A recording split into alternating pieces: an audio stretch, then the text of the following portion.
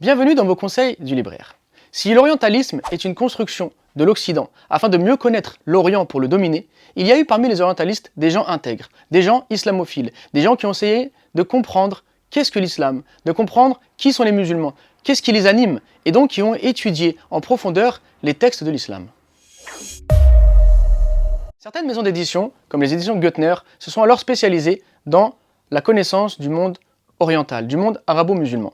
Et des auteurs islamophiles, des auteurs islamologues, des auteurs rigoureux dans leur analyse des textes ont donc traduit des livres essentiels, des livres fondamentaux qui permettent de connaître l'islam en profondeur. Leur traduction est d'une qualité exceptionnelle. Il est rare de trouver donc des livres aussi bien traduits. Et surtout, leurs annotations sont vraiment recherchées et poussées.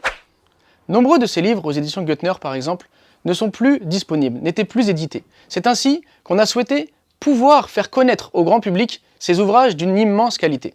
Et donc nous avons la chance d'avoir eu la confiance des éditions Goettner qui nous ont permis de rééditer avec eux ces titres exceptionnels. On a par exemple la politique de Razali d'Henri Laoust, on a les dissidences de l'islam, on a la biographie d'Abdelkader el-Djinani, on a la traduction de la profession de foi El-Wasitiyya, on a El-Hizba donc de Ibn Taymiyyah, donc expliqué, publié par Henri Laoust et certains de ses élèves par la suite. On a Ibn Badis, commentateur du Coran, de Ali Merad, et on a l'histoire du hanbalisme de Henri Laoust.